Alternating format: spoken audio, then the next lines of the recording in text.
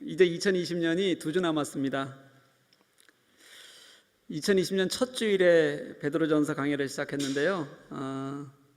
다음 주까지 할 거니까 마지막 주에 끝을 내게 됩니다. 우리가 이제 베드로전서를 읽어가면서 초대교회의 고난과 그 고난 가운데서 보는 소망, 이것에 대해서 우리가 1년간 거의 특별 예배가 있을 때 빼놓고는 계속 같이 나눠왔습니다. 제 첫 주 제목이 뭔지 찾아봤더니 이렇게 돼 있어요. 베드로전서 고난 중에 읽는 소망, 이게 첫 주 제목이었어요. 이제 내용적으로는 다음 주 한 주 더 하겠지만 내용적으로는 오늘이 마지막 베드로전서를 마무리하는 내용인데 오늘 제목도 이렇게 정해봤습니다. 고난 중에 보는 소망. 베드로전서는 처음이나 마지막이나 다 어떻단 얘기예요? 똑같다는 뜻입니다. 지난주 말씀 한번 생각해 볼게요. 지난주 첫 말씀이 그 전주에서도 잠깐 했던 것처럼 5장 중반절 말씀인데요. 다 서로 겸손으로 허리를 동이라. 기억나셔요? 3주째 얘기하는 거니까 기억나시죠? 베드로는 그렇게 권면하면서 두 가지 그림을 생각했다 그랬어요. 하나의 그림은 뭐냐면 큰 소리만 치다가 예수 그리스도를 부인하며 철저하게 실패했던 자신의 모습, 자신의 경험, 제자들의 발을 씻기시기 위해서 허리를 묶으시던 겸손하셨던 예수님의 모습, 이 두 가지를 같이 떠올리면서 이 말씀을 하고 있을 거다. 이게 실제적인 베드로의 주님과의 관계 속에서 깨닫게 되고 만나게 되는 그런 깨달음이었습니다. 그 깨달음으로 인해서 예수께서 허리를 동이시듯 너희도 그렇게 겸손해라 말씀하시고 나서요, 이어서 네 가지의 구체적인 권면이 이어지는데 그 중에서 우리가 지난주에 두 가지 했어요. 두 가지가 뭐였냐면 하나님의 능하신 손 아래에서 겸손하라, 이게 하나고요. 또 하나는 너희 염려를 다 주께 맡겨라, 이거였어요. 이 두 가지는 겸손한 자가 하나님 앞에서 어떻게 해야 하는지에 대한 하나님 앞에서의 태도를 얘기해요. 그리고 이제 오늘 두 가지가 나오는데요. 근신하고 깨어라. 또 하나는 믿음을 굳게 하여 마귀를 대적해라. 이 두 가지는요, 주님 앞에 겸손하다고 생각하는 내가 그럼 세상을 향해서는 어떤 태도를 가져야 하는가에 대한 태도예요. 여러분, 그리스도인들은, 내가 그리스도 안에서 겸손하다고 믿는 이들은 이 세상을 어떻게 대하면서 살아가는가? 그 첫 번째가 뭐냐면 근심하고 깨어라. 너희 대적 마귀가 우는 사자같이 두루 삼킬 자를 찾나니, 이 말씀이에요. 여러분 한번 보세요. 근신하고 깨어야 될 이유가 있는데 그게 뭐냐면 세상에는요, 우는 사자같이 우리를 노리는 사탄의 세력이 계속 있기 때문에 그렇다는 거예요. 여러분, 그렇게 사탄이 여러분들을 계속 우는 사자처럼 찾아다녀요. 진짜 우리만 모르는 거죠. 여러분, 우는 사자 보신 적 있으세요? 뭐 이렇게 질질 짜는 사자 말고요. 이게 무슨 사자인지 알죠? 이게 포효하는 사자 같은 거예요. 여러분, 실제 우리가 사자를 봤어요. 어디서 봤죠? 동물원이요. 동물원에 있는 야생성을 잃어버린 사자, 그런 사자는 우는 사자가 아닙니다. 이렇게 생각해 보면 돼요. 여러분, 큰 개 한 마리가 있는데 주인 없이 막 이러고 있어요. 그럼 여러분 그 앞에 지나갈 수 있어요? 혹시 지나갈 수 있는 분 있어요? 절대 없죠. 그게 얼마나 무서운지 우리는 절대 못 지나가는 게 우리예요.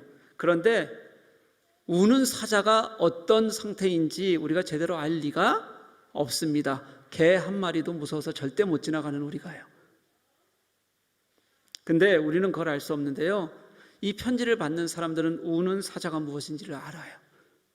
어떻게 알 수 있냐면요, 그들은 사자가 표효를 하면 확 소리를 치면 그게 얼마나 두려운 상황인지, 그게 배고픈 사자의 공격을 받으면 진짜 살점이 어떻게 뜯겨나가는지, 인간이 어떻게 잔인하게 몸이 갈기갈기 찢어지는지를 이 사람들은 너무 잘 알아요. 왜냐하면 그런 광경들을 이 사람들은 늘 보았거든요. 원형 경기장에서 그리스도인들을 그렇게 죽이는 광경들을 보면서 살았던 사람들입니다. 진짜 우는 사자에서 살점이 찢겨나가고 갈기갈기 찢어지는 모습들을 보았던 사람들이에요. 얼마나 섬뜩해요, 여러분. 이들에게 사탄이 우리를 우는 사자처럼 공격한다 그러면, 아, 사탄이 공격하는 게 그렇게 두려운 일이구나, 이 사람들은 몸소리치면서 느끼게 되는 거예요. 아, 사탄에게 틈을 내주면 안 되는 일이구나. 예전에도 제가 한번 설교에서 말을 했었는데요, 한나 아렌트라는 사람이 독일 학자예요. 그 유명한 학자입니다. 예루살렘의 아이히만이라는 책을 썼어요. 그 책의 부제가 뭐냐면 악의 평범성에 대한 보고서, 이렇게 돼 있어요. 2차 대전 당시에 히틀러에게 복무했던 이 아이히만이라는 사람이요, 예루살렘에서 재판을 받는 그런 재판의 기록이에요. 그 재판을 보면서 그 사회학자였던, 종교학자면서 사회학자였던 그 한나 아렌트가 깨달았던 것이 뭐냐면, 유대인 학살, 홀로코스터 같은 그런 끔찍한 악행도 그게 특별히 악하거나 반사회적인 특징을 가진 그런 사람들이 저지르는 일이 아니라 아주 평범한 사람들에 의해서, 때로는 그게 너무 평범한 일인 것처럼 여겨지면서 그런 악이 저질러지더라는 거예요. 그게 독일 땅에서 일어난 일이더라는 거예요. 그게 아이히만이 변해가는 과정이었다는 거예요.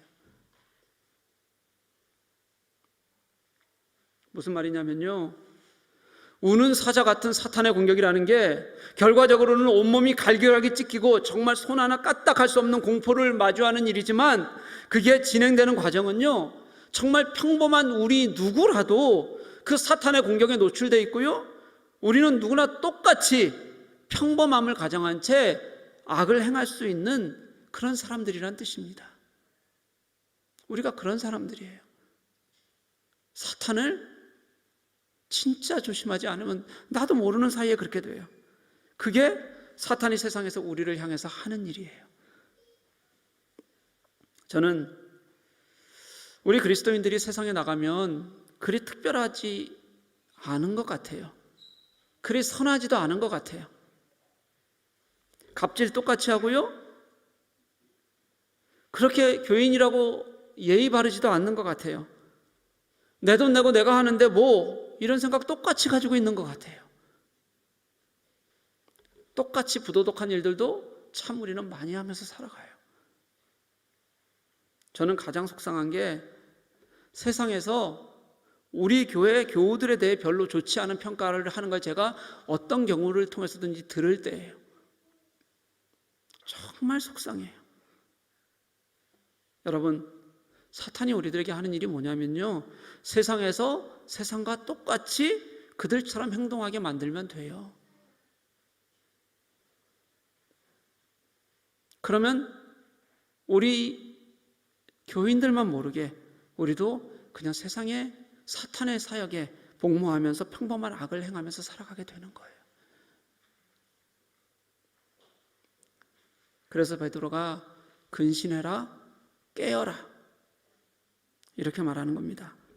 베드로는 자기의 약점 잘 알아요. 예수께서 마지막 기도의 자리에 그 겟세마네 동산에 베드로를 데려가셨어요. 따라갔어요. 예수께서 그에게 뭐라고 말씀하셨냐면요, 나와 함께 깨어 기도해라, 그렇게 말씀하셨어요. 제자들이 예수님과 함께 기도해 주기를 원하셨는데 베드로는 그냥 잠이 들어버렸어요. 3번이나 예수께서 그렇게 간절히 기도를 요청하셨는데도 불구하고 나 좋은 대로, 나 편한 대로 있자는 것이 그들의 잠이었어요. 그리고 나서 그가 했던 다음 일이 뭐냐면 예수님을 3번이나 부인하는 일이었습니다. 베드로는요, 왜 근신하고 깨어 있어야 하는지 너무 잘 알고 있는 겁니다. 주님과의 관계에서 실패를 맛보았기 때문에 그것처럼 잘 알고 있는 게 없어요. 생각해 보세요. 베드로는 그 잠을 꿀잠처럼 여겼을 거예요, 아마. 야, 간만에 한번 제대로 자본다. 베드로는 어쩌면 그걸 정말 간만에 느끼는 쉼으로 받아들였을지도 몰라요. 그런데 주님께서 깨어 있으라고 말씀하셨을 때 깨어 있지 않은 그 결과는 그가 처절하게 실패를 맛보는 거였다는 거예요. 세상과 똑같이 한 결과예요. 그걸 가지고 그러지 마라, 깨어 있어라 말하는 거거든요. 제가 베드로 전서를 시작하면서 이 베드로 전서는 생생한 예수님과의 경험과 묻어있는, 관계가 묻어있는 그런 감동적인 책이다, 이렇게 말씀을 드렸어요. 혹시 여러분 제가 처음에 1년 전에 했던 말씀 기억나세요? 그래도 한 분이라도 날 거 아니에요, 그렇죠? 확실히 나는 거죠? 네, 그럼요. 한 분이라도 납니다. 베드로에게 주님께서 깨어 있어라. 사탄에게 틈을 주지 마라. 세상에 끌려가지 마라. 베드로는 그게 자신이 예수님과 만나면서 예수님과 함께 예수님을 경험하면서 예수님 앞에서 실패하면서 그게 사망의 길이라는 것을 뼈저린 실패를 통해서 느낀 것을 고스란히 권면하고 있는 겁니다. 여러분, 내 경험이에요. 그렇지 않을 때 얼마나 주님과 같이 했던 나조차도 처절하게 무너지는지 내가 경험하고 여러분들에게 알리는 겁니다. 그게 지금 베드로가 우리들에게 가르치는 권면이에요. 제발 깨어 있읍시다. 이렇게 해요. 그렇게 깨어있는 자가 가져야 될 능력이 믿음이에요. 여러분, 사탄을 이길 수 있는 유일한 힘이 믿음입니다. 너희는 믿음을 굳게 하여, 무슨 말이냐면 어차피 우리 힘으로는 안 된다는 거예요. 우리는 사탄을 이길 수가 없어요. 사탄이 얼마나 자신이 있었으면 예수님도 시험했겠습니까? 자기 자신도 모르고 뻔뻔하고 주제를 모르는 녀석들이지만 그럼에도 불구하고 우리가 1대1로 붙어서는 사탄을 이길 수가 없다는 겁니다. 그래서 여러분, 우리가 우리의 연약함을 알아야지, 내가 하나님 앞에서 겸손해야지, 내가 하나님 앞에 더 무릎 꿇을 수 있어야지, 그래야 우리는 사탄을 이길 수 있는 겁니다. 왜냐하면 겸손해질수록 우리가 믿음 안에 살려는 나의 간절함이 커지게 되고, 겸손해질수록 주님 앞에 굳건히 믿음으로 쓰려는 우리들의 자세가 생기기 때문에 그래요. 그래야 이기는 거예요. 요즘 어려운 시기를 지나고 있습니다. 어렵다고 자꾸 하나님마저도 희미해지고, 지금 교회를 떠난 사람들이 한국에 굉장히 많아요. 우리도 심정적으로 교회 떠난 사람들이 꽤 있습니다. 이미요. 안타까운 일이죠. 교회를 떠나지는 않았지만 자기 편한 대로 하나님을 대하는 사람들도 있어요. 이제는요, 그냥 교회 안 가도 괜찮고 하나님 없어도 괜찮은 것 같은 편안함이 이미 우리 속에 생기기 시작하는 거예요. 걱정이 많으면 당연히 부정적인 생각이 더 많아지고, 그러니까 정신적인 어려움도 더 많이 겪고 그렇게 살아가요. 그런데 사랑하는 여러분, 이런 시간에 어렵다고만 하지 않고 더 주님을 사모하고 더 주님을 굳건히 만나고 믿음을 지키려는 그런 성도들도 있어요. 이런 시간에 주님이 더 나에 가까이 오셔서 내 삶을 바꿔내는 그런 경험을 하는 성도들도 있어요. 오늘 본문에 나오는 믿음을 굳게 하라, 이 굳건하다는 것이요, 부싯돌의 의미를 가지고 있어요. 부싯돌, 여러분 부싯돌 아세요? 부딪혀서 불을 내는 돌이요. 강하다는 의미도 있고요, 또 강하게 다듬어진다, 그런 의미도 있어요. 여러분, 믿음이 가지고 있는 독특한 성질이 바로 그런 거예요. 믿음은 나를 보는 게 아니잖아요. 믿음은 하나님을 보는 거잖아요. 그래서 주님께 나는 의존적이 되는 거예요. 그래서 주님을 향해서 내 눈을 들 수밖에 없어요. 무릎을 꿇을 수밖에 없어요. 그런데 나는 낮아지는 것 같은데, 그렇게 나는 적은 것 같은데, 그때 더 강해지는 게 그게 믿음이라는 거예요. 그리고 그 강함은 그냥 믿음이라는 단어 하나에 머물고 있는 게 아니라 이 삶을 하나님과 함께 동행하며 살아가는데 힘이 되고 능력이 된다는 거죠. 그게 믿음이에요. 예수께서 베드로에게 이렇게 말씀하신 적이 있어요. 사탄아 물러가라. 베드로에게 그러셨어요. 언제 그러셨냐면, 하나님의 일을 생각하지 않고 사람의 일을 생각한다. 그게 예수님이 그렇게 말씀하신 이유였어요. 여러분, 믿음은 사람의 일이 아니라 하나님의 일을 생각하는 겁니다. 믿음은 이 세상에서 우리의 생각 때문에 무너지는 것이 아니라 하나님 때문에 괜찮다고 그렇게 고백하는 시간입니다. 그게 믿음이에요, 여러분. 우리가 예수님을 기다리는 것도 그런 예수님 기다리는 거 아닙니까? 대림절에. 요즘 모두가 다 어려운 시기예요. 이 어려운 시기에 여러분 무엇을 보고 계십니까? 세상을 보면 두렵죠. 절망이죠. 백신이 나왔다고 하는데 표를 보니까 우리는 2020년이나 돼야 맞겠어요. 아니죠. 2022년이나 돼야 맞겠어요.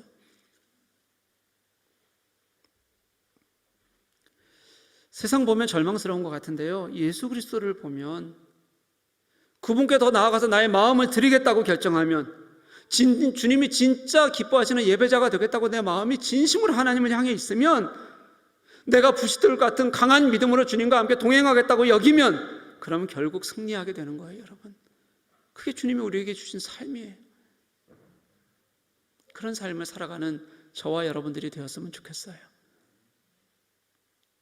왜냐하면 예수 그리스도만이 우리의 참 소망이시니까 그래요. 우리가 이 땅에 어려움을 이기는 것도, 우리가 내일의 소망을 보는 것도 하나님의 은혜에 대한 소망으로 기뻐하는 겁니다, 여러분. 9절 하반절 말씀을 보니까 그리스도인 모두에게 고난이 있어요. 여러분, 고난 없는 사람은 하나도 없대요. 초대교회에서는 실제로 우는 사자에게 찢기는 고난이고요, 그 두려움에 맞서서 그 박해에 맞서는 고난이었다면, 지금 우리는요, 교묘하게 우리의 삶을 넘어뜨리고 우리를 자꾸 하나님으로부터 멀어지게 하는 그런 세상과 맞서는 그리스도인의 고난이 있어요. 여러분, 여기에 넘어가지 마셔야 돼요. 그리고 또 그리스도인만의 고난은 아니지만 우리는 누구나 다 예상치 못한 그런 삶과 환경의 어려움도 그렇게 우리는 느끼면서 살아가야 돼요. 여러분, 누구에게나 눈물 흘리는 기도가 없는 사람 없어요. 다 있어요. 그런데 10절 말씀 한번 보세요, 여러분. 그런 어려움에도 불구하고 10절의 첫 단어가 은혜의 하나님이에요. 은혜의 하나님. 저는 이번 주 설교를 준비하면서 이 은혜의 하나님이라는 단어가 왜 그렇게 가슴이 두근거리고 눈물이 났는지 몰라요. 이 말씀 묵상하면서 이 단어를 보는데 그냥 가슴이 두근두근거리면서 눈물이 막 나는 거예요. 한두 번 본 단어가 아닌데요. 매일 보는 단어인데 이번 주 설교를 준비하는 동안 이 단어가 제게 정말 가슴을 뜨겁게 했어요. 그 은혜의 하나님이, 그가 우리에게 그리스도를 주셨고, 지금 우리가 잠깐 고난에 있을지 모르지만 그가 친히 우리를 온전하게 하실 것이고, 굳건하게 하실 것이고, 강하게 하실 것이고, 내 터를 견고하게 하실 것이다, 그렇게 오늘 선포하고 있습니다. 사랑하는 여러분, 이게 은혜의 하나님이 우리에게 주시는 약속임을 믿으시는 저와 여러분 되시기를 간절히 소망합니다. 여러분, 이걸 믿으셔야 돼요. 사탄이 지배하는 이 세상이 아니라 주를 바라보는 사람에게 주시는 하나님의 소망이에요. 이게 은혜의 하나님이 우리에게 주시는 소망이에요. 우리는 그 소망으로 기뻐하고 살아갑니다. 하나님의 주권적 은혜에 대한 소망을 우리는 누구라도 누릴 수가 있습니다. 처음부터 끝까지 우리를 구원하실 수 있는 유일한 분이 하나님 한 분이십니다. 다른 구원은 없습니다. 우리가 사탄의 먹이가 되잖아요. 그러면 거기에 구원이 있는 듯 속게 돼요. 세상이 좋은 것처럼 보여요. 그렇지만 그거 구원 아니에요, 여러분. 우리의 구원은 예수 그리스도 한 분이세요. 그러니 주님께서 우리를 도우실 거예요. 당신이 유일한 우리의 구원이시니까. 그분이 우리를 세우실 거고요, 절망할 때면 괜찮다고 말씀해 주실 거고요, 위로해 주실 거고요. 그러니 여러분, 다른 곳에 가지 마십시오. 주께로 돌아와서 그분의 소망을 붙들고 살아가는 그런 우리가 되어야 돼요. 혹시 지금 잠시 내게 고난이 있을지라도 주를 신뢰하고 믿는 우리가 되었으면 좋겠어요. 독일에서 가깝게 지낸 사모님 한 분이 책을 쓰셨어요. 가족들의 일상을 잔잔하게 담은 책이에요. 그 목사님이 참 바르고 좋은 분이세요. 우리 교회 수련회 때 강사로도 한번 오셨던 분이신데, 공부하고 목회하고 일하시면서 참 어렵게 사셨습니다. 너무 어렵고 그리고 벼랑에 선 것 같은 시간들이 참 많았어요. 그런 글들을 모아놓으면, 그런 시간들을 모아놓으면 우울하고 눈물이 있을 것 같잖아요. 근데 책 한 권 전체를 보니까 아름다운 이야기들이 너무 많은 거예요. 너무 책 한 권 전체를 보니까 너무 예쁜 거예요. 마음이 따뜻해져요. 왜 그럴까? 제가 상당히 많은 시간을 같이 그분들과 함께 했기 때문에 느끼는 그런 느낌일 수도 있겠지만, 제가 분명히 아는 게 있어요. 실제 이유는 그 글들의 어려움과 힘든 그런 환경 너머에 그들이 가졌던 예수 그리스도에 대한 소망이, 그 소망의 마음이 어디에나 깔려 있다는 걸 책을 보면 알 수 있어요. 그거를 읽으면서 예수가 소망이라는 게 오늘 말씀을 준비하면서 같이 저는 너무 좋았어요. 여러분, 소망이 그렇습니다. 소망이 그래요. 고난 중에 보는 소망은 그래서 더 아름답습니다. 사랑하는 교회 여러분, 세상이 아니라 예수가 소망이에요. 믿으십니까? 고난 중에서도 예수가 소망입니다. 여러분 믿으십니까? 주님께 나아오십시오. 주님과 함께, 내 구주가 되신 주님과 함께 이 땅을 살아가는 저와 여러분 될 수 있기를 주님의 이름으로 간절히 축복합니다. 우리 함께 찬양하시게요.